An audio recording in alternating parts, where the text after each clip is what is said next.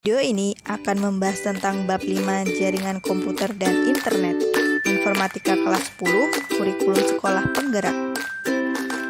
Tahukah kalian apa yang akan terjadi jika saat ini tidak ada jaringan internet? Bayangkan kalau kita tidak punya akses internet satu hari pun. Namun, apakah saat kita terhubung ke internet itu selalu aman? Internet saat ini merupakan salah satu hal penting yang membantu banyak aspek kehidupan.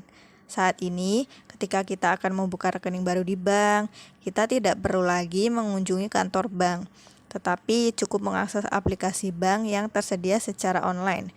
Jadi, internet itu sesungguhnya sangat mempermudah kehidupan kita. Mencari materi pelajaran pun juga cukup mencarinya di berbagai sumber online. Tetapi hati-hati ya sama informasi yang hoax. Jadi materi pelajaran pun tidak hanya bersumber dari guru. Kalian bisa mencari sumber referensi lain dari internet. Di sini ada jaringan lokal. Jaringan lokal adalah jaringan komputer berkabel maupun nirkabel yang menghubungkan komputer dengan perangkat lainnya dalam area terbatas seperti tempat tinggal, sekolah, laboratorium, kampus universitas, atau gedung kantor. Perangkat atau komputer yang ada di jaringan lokal hanya bisa diakses oleh perangkat lain yang berada pada jaringan yang sama, artinya dalam satu lokal. Setiap perangkat atau komputer yang terhubung dalam jaringan lokal akan memiliki ID unik yang berbeda satu sama lainnya dan disebut alamat IP atau IP address. Ini contohnya pada gambar, setiap perangkat memiliki IP address yang berbeda-beda. Gambar ini merupakan jaringan lokal yang menghubungkan 5 perangkat, yaitu 3 komputer, 1 HP, dan 1 laptop. Contoh dari IP address atau alamat IP misalkan 192.168.01. Jaringan lokal dalam implementasinya biasanya terdiri satu perangkat yang kita sebut sebagai server dan perangkat lainnya yang disebut sebagai klien. Gambar tersebut menunjukkan jaringan lokal yang menghubungkan 5 perangkat. Dan setiap perangkat itu memiliki IP address yang berbeda-beda. IP address sendiri terdiri dari 32 bit. Ini contohnya IP address dalam bilangan biner terdiri dari 32 bit yang terpisah menjadi 4 bagian, dipisahkan oleh lambang titik. Dan IP address-nya menjadi seperti ini. Internet. Berbeda dengan jaringan lokal, internet memiliki koneksi dengan cakupan yang lebih luas yang bisa menghubungkan perangkat di seluruh dunia. Misalnya, kalian berada di Jakarta. Dengan jaringan internet, kalian bisa mengakses perangkat atau informasi yang ada di Kalimantan, bahkan di negara lain. Internet sendiri sudah sangat kita butuhkan ya. Jaringan lokal bisa mengubah menjadi jaringan internet. Ini contoh dari jaringan internet. Kemudian dalam sejarahnya ternyata internet hanyalah sebuah penelitian pada tahun 1960-an. Dia hanya sebagai proyek, tetapi lembaga ARPA mengembangkannya menjadi infrastruktur publik dan berkembang hingga saat ini, dan akhirnya kita bisa mengakses internet sampai saat ini. Untuk bisa mengakses jaringan internet, biasanya perangkat apapun harus terhubung dengan salah satu Internet Service Provider atau ISP dengan menggunakan mekanisme koneksi internet tertentu. Provider yang ada di Indonesia misalnya Indosat, Telkomsel, dan lain-lain. Jika jaringan lokal terhubung dengan ISP, baik secara berkabel maupun nirkabel, perangkat dalam jaringan lokal bisa mengakses internet.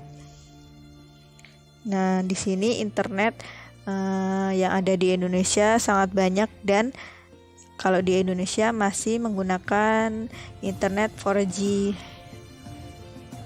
Konektivitas internet. Konektivitas internet pada jaringan berkabel. Jadi konektivitas internet ini ada 2 macam, yang jaringan berkabel atau menggunakan kabel dan nirkabel atau tanpa kabel. Konektivitas internet pada jaringan berkabel pada umumnya memanfaatkan jaringan kabel telepon maupun televisi yang terhubung dengan Internet Service Provider atau ISP. Berikut ini beberapa konektivitas pada jaringan berkabel. Yang pertama, dial-up PSTN atau Public Switch Telephone Network. Contohnya di sini ada gambar diagram konektivitas internet jaringan berkabel melalui dial-up dan ASDL. Nah, dalam dial-up PSTN ini, 3 perangkat yang harus dimiliki untuk koneksi ialah komputer, modem, dan sambungan telepon rumah. Ini sekitar tahun 2000-an sangat eksis ya jaringan internet ini. Bekerja melalui jalur PSTN ini, dial-up PSTN ini bisa terhubung dengan ISP atau Internet Provider. Nah, kecepatan dari dial-up PSTN ini lumayan rendah, hanya sekitar 12-20 kbps atau kilobyte per second, dan yang paling maksimal hanya mencapai 56 kilobyte per second. Makanya sekarang sudah sangat jarang orang yang menggunakan konektivitas internet dengan dial-up PSTN. Konektivitas internet pada jaringan berkabel selanjutnya yaitu ADSL atau Asymmetric Digital Subscriber Line. Konektivitas internet dengan ADSL ini pada prinsipnya sama dengan dial-up yang menggunakan jaringan kabel, tetapi yang membedakannya ialah jenis modemnya. Pada ADSL, modem yang digunakan yaitu pada spektrum 34 Hz sampai 1104 Hz. Dengan ADSL, kita bisa mengirimkan suara hingga fax ke pengguna dengan menggunakan rentang frekuensi yang berbeda. Selanjutnya ada LAN atau Local Area Network. Sistem kerja LAN sendiri ialah menggunakan satu komputer sebagai server yang terhubung dengan internet menggunakan kabel telepon atau antena melalui Internet Service Provider atau ISP. Kemudian komputer lainnya hanya perlu terkoneksi dengan server untuk bisa mengakses internet dengan memakai kartu LAN atau LAN card dan kabel koaksial atau UTP. Nah, di sini ada ilustrasi dari konektivitas jaringan LAN. Jaringan LAN sendiri hanya mencakup wilayah yang sangat kecil. Selanjutnya ada konektivitas internet pada jaringan nirkabel. Jaringan nirkabel ini artinya tanpa kabel untuk menghubungkan satu perangkat ke perangkat lainnya. Untuk konektivitas internet pada jaringan nirkabel, yang pertama ada GPRS atau General Packet Radio Service. Jenis koneksi internet ini menggunakan gelombang radio untuk komunikasi data dan suara. Nah, di sini ada ilustrasi dari konektivitas jaringan nirkabel pada via GPRS. GPRS ini dapat digunakan untuk ponsel tipe GSM. Sistem ini bisa untuk transfer data berbentuk paket data yang terkait dengan pengiriman surel atau surat elektronik. Selanjutnya ada Wi-Fi atau Wireless Fidelity, sistem standar yang digunakan untuk terkoneksi dengan internet tanpa menggunakan kabel. Nah, ini sering kita pakai dalam kehidupan sehari-hari karena Wi-Fi ini tergolong praktis dan tanpa kabel. Selanjutnya ada akses satelit, merupakan layanan internet yang memakai antena parabola sehingga kecepatan aksesnya cukup tinggi. Namun kekurangannya adalah di sini mahal untuk akses satelit, apalagi di Indonesia. Namun sesuai sih dengan fasilitas yang ditawarkan. Kalau Wi-Fi itu kecepatan atau frekuensinya cukup tinggi, 2,4 GHz. Tapi kalau pakai parabola atau akses satelit lebih tinggi, tapi kekurangannya adalah harganya yang mahal. Selanjutnya, komunikasi data dengan ponsel. Komunikasi data merupakan sebuah mekanisme pengiriman dan penerimaan data dari satu perangkat ke perangkat lain. Ketika kita menggunakan ponsel, baik untuk keperluan kirim pesan atau SMS, panggilan suara maupun transfer dokumen, di dalamnya ada mekanisme komunikasi data yang terjadi antara ponsel pengirim dan ponsel penerima. Di sini ada gambar salah satu alur kerja proses komunikasi data SMS melalui ponsel. Pesan dikirim dari HP pengirim, kemudian komunikasi data dalam ponsel dilakukan melalui BTS atau Base Transceiver Station. Kemudian baru melalui beberapa alur hingga terkirim ke penerima. BTS pada ponsel melalui beberapa cara dan media, yaitu antara lain Bluetooth, kabel data ataupun jaringan komunikasi seperti CDMA atau Code Division Multiple Access atau GSM, Global System for Mobile. Komunikasi data menggunakan ponsel bisa melalui jaringan internet. Ada beberapa cara komunikasi data menggunakan ponsel melalui jaringan internet, yaitu ada GPRS atau General Packet Radio Service, merupakan jaringan internet pada ponsel yang memiliki kecepatan antara 35 sampai 171 kilobit per second. Dengan kecepatan ini biasanya hanya cukup untuk mengirim pesan yang tidak terlalu panjang, nih zaman dulu ya. Kemudian ada Edge atau Edge Data Rate for GSM Evaluation, merupakan jaringan internet yang memiliki kecepatan lebih baik dibanding dengan GPRS karena memiliki kecepatan antara 120 sampai 384 kilobit per second. Tapi masih cukup rendah kalau yang ini. Kemudian 3G. Nah, ini sudah menggunakan sistem jaringan. 3G merupakan jaringan internet GPRS versi ketiga atau generasi ketiga yang menggunakan protokol transfer data United Mobile Telecommunication Technology sehingga menghasilkan kecepatannya lebih tinggi lagi, yaitu 384 kilobit per second sampai 2 megabyte per second. Kemudian ada generasi berikutnya yaitu HSPA atau High Speed Packet Access yang dikenal dengan nama 3.5G dan memiliki kecepatan 600 kilobit per second sampai 10 megabyte per second. Atau sistem yang kita kenal itu sinyal H+ ini ya, tapi tergolong masih rendah sih kecepatannya.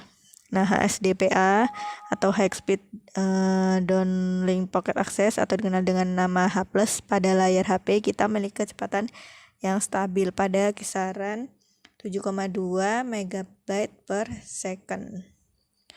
Nah, selanjutnya yang terbaru yang sering kita gunakan itu 4G atau LTE Long Term Evolution, merupakan generasi keempat dari GPRS yang memiliki kecepatan hingga 100 megabyte per second. Saat ini hampir sebagian besar ponsel di pasaran sudah mendukung jaringan 4G atau LTE. Namun, ternyata di Indonesia mayoritas masih menggunakan sistem 4G LTE. Tapi di beberapa negara maju itu sudah mengembangkan sistem jaringan 5G. Nah, komunikasi data menggunakan ponsel bisa melalui jaringan internet 5G yang merupakan jaringan generasi kelima, ini yang terbaru yang menawarkan kecepatan internet lebih tinggi dari generasi sebelumnya yaitu 4G. Jaringan 5G menjanjikan kecepatan yang dapat membuat internet seluler setara dengan Wi-Fi. Jadi lebih cepat, misal kita download film, download game, atau download buku internet itu bisa lebih cepat karena kecepatannya lebih tinggi dari 4G. Namun di Indonesia masih sangat awam yang menggunakannya. Secara teknologi, jaringan ini merupakan evolusi dari teknologi seluler kita saat ini. Nah, di sini ada data beberapa negara yang sudah menerapkan jaringan 5G. Kecepatan downloadnya itu mencapai yang paling cepat internet di seluruh dunia itu South Korea atau Korea Selatan. Kecepatannya mencapai 449,31 megabyte per second. Bayangkan cepat sekali ya. Kemudian ada Taiwan, UK, Jepang, Jerman, Australia. Nah, di sini mayoritas adalah negara-negara yang sudah maju, tapi Indonesia sudah mengenalkan atau Telkomsel sudah punya jaringan 5G, cuman belum merata di seluruh Indonesia.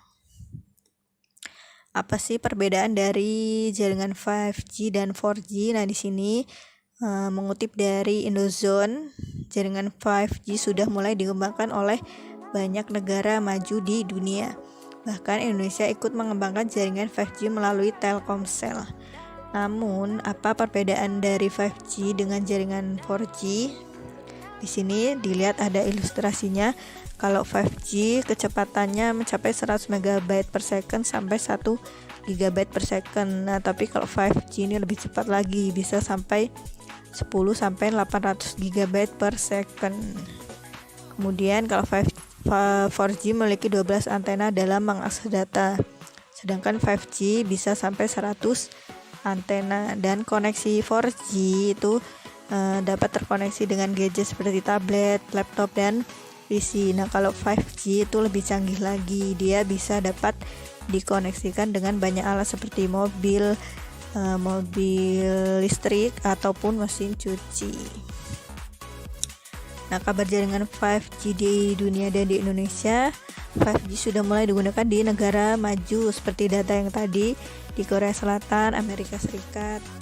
Komunikasi data dengan ponsel. Ada beberapa jenis koneksi jaringan pada perangkat ponsel yang digunakan untuk komunikasi data. Sebagian besar koneksi tersebut lebih banyak menggunakan media tanpa kabel, yaitu antara lain koneksi dengan kabel data, koneksi dengan Bluetooth, dan koneksi dengan Wi-Fi. Di sini ada koneksi dengan kabel, contohnya kabel data. Koneksi dengan kabel pada ponsel biasanya dilakukan dengan menggunakan data kabel. Gunakan lebih banyak untuk menghubungkan ponsel dan perangkat komputer atau perangkat lainnya yang memiliki port USB. Karena menggunakan kabel, jangkauan koneksi ini sangat terbatas sesuai dengan panjang kabel data yang kalian miliki. Misal kalian ke warnet terus mau memasukkan foto ke HP atau dari HP ke komputer, bisa menggunakan kabel data. Selanjutnya, koneksi dengan Bluetooth. Di sini Bluetooth adalah komunikasi data tanpa kabel yang menggunakan gelombang elektromagnetik yang beroperasi pada frekuensi 2,45. Bluetooth memungkinkan pengguna perangkat seperti ponsel, printer, mouse, keyboard, dan perangkat lainnya bisa terkoneksi tanpa kabel dengan jangkauan sekitar 1 meter.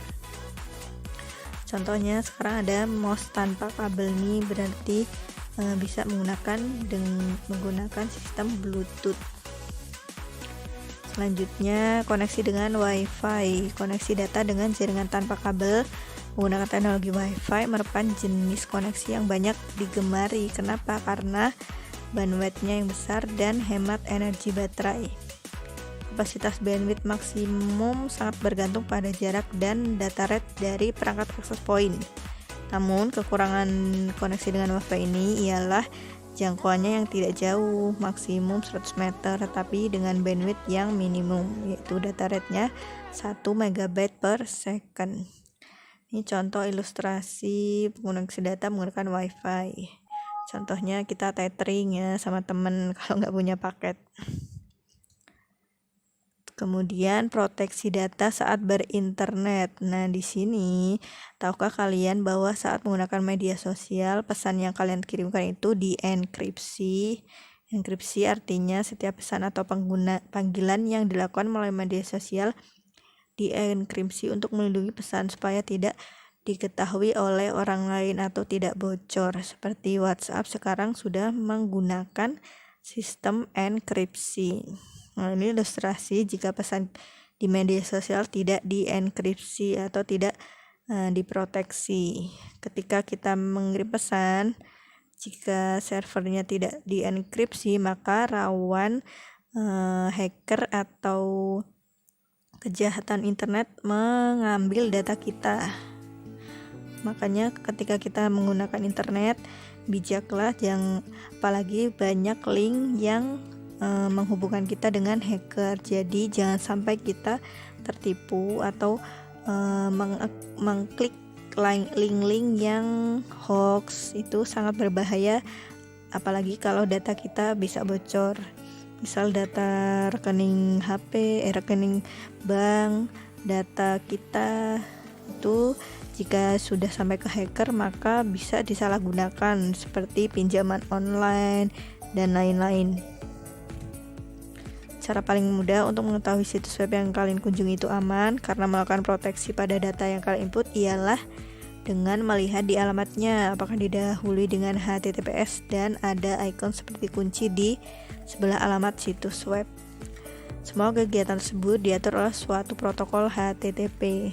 Namun HTTP tidak menjamin keamanan data sehingga ada potensi data bisa dimanipulasi. Adapun HTTPS adalah versi HTTP yang lebih aman yang mampu menjaga keamanan data yang sedang diproses. Teknologi enkripsi ini berbasis HTTPS dinamakan SSL yang merupakan singkatan dari Secure Socket Layer. SSL ini adalah suatu teknologi keamanan standar yang memungkinkan komunikasi terenkripsi antara peramban web dan server web. Jadi antara peramban atau pengakses dan server web. SSL banyak digunakan pada berbagai situs web untuk mengurangi resiko informasi yang bersifat sensitif. Contohnya nomor kartu kredit, nama pengguna, kata sandi email. Jadi biar tidak dihack. Seperti Facebook itu sering kena hack jika kita sering mengklik link-link yang tidak aman atau link-link yang memang hacker buat untuk mencuri data kita. Nah, pencurian ini rawan terhadap perusakan oleh peretas dan pencuri identitas dan bisa identitas kita disalahgunakan. Contoh dari situs web yang bersertifikat SSL adalah situs yang dimiliki oleh Kemendikbud, yaitu seperti yang sudah dijelaskan tadi, diawali dengan HTTPS dan ada lambang gembok yang terkunci, artinya dia situsnya aman dan menggunakan sertifikat SSL. Sertifikat SSL ini berfungsi untuk mengotentikasi identitas situs web untuk menjamin pengunjung bahwa situs web tersebut bukan merupakan situs web palsu, sekaligus mengenkripsi data yang sudah dikirim. Pada website yang dilengkapi dengan SSL, ketika kalian menekan ikon kunci akan muncul informasi tentang validitas dari sertifikat tersebut seperti ditunjukkan pada gambar di atas. Sebelum kalian mengunjungi sebuah situs web, pastikan bahwa situs web tersebut aman. Nah, nanti silahkan praktekkan, kunjungi situs Kemendikbud, alamatnya www.kemendikbud.go.id. Nah, kalian klik ikon kuncinya. Di situ akan muncul informasi tentang validitas dari sertifikat tersebut.